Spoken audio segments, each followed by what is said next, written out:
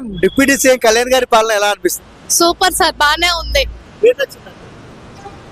అతను door to door service, ప్రజల పాలన, ప్రజల దగ్గరికి పాలన అనే కాన్సెప్ట్ బాగుంది.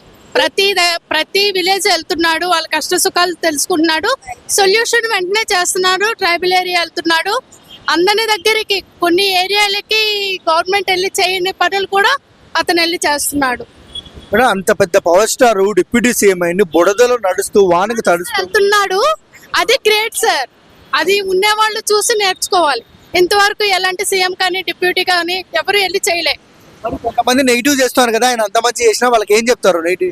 నెగిటివ్ చేసే వాళ్ళు అంటే వాళ్ళంతా వేస్ట్ గాలని, వాళ్ళు చేయలేక ఇతను చేస్తున్నాడు, ఇతని మీద బురద వేయాలని అట్లా మాట్లాడుతున్నారు. అదర్ రాజకీయ నాయకులకి కళ్యాణ్ గారికి డిఫరెన్స్ ఏంటి?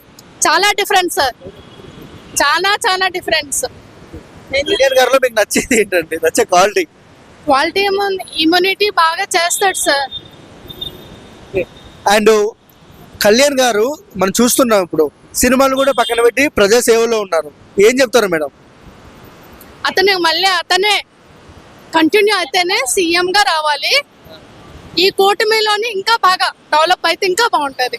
రోజా ఒక ఇంటర్వ్యూలో మాట్లాడుతూ నేను ఇప్పుడు పిఠాపురం వెళ్ళి గెలుస్తా అనింది. చెప్పు తీసి కొడతారు దాన్ని ఆడబోతే. ఎందుకు మేడం అలా? అంతే, వాళ్ళకి ఉంటది కదా సార్. ప్రజలకి తెలియదా ఎవరు ఏంటి, ఎవరు పని చేసేవాళ్ళు, ఎవరు చేయని వాళ్ళు? ఎలక్షన్ ముందు వెళ్ళి మనం పని చేస్తున్నామా అని చెప్తే అది అవ్వదు కదా. తర్వాత కూడా చెయ్యాలి, అది ప్రజల్లో నమ్మకం రావాలి. మేడం నా పిల్లల కన్నా ప్రజలు ఎక్కువ అంటాడు కదా, ఎలా అనిపిస్తుంది? చాలా హ్యాపీ ఉంది సార్.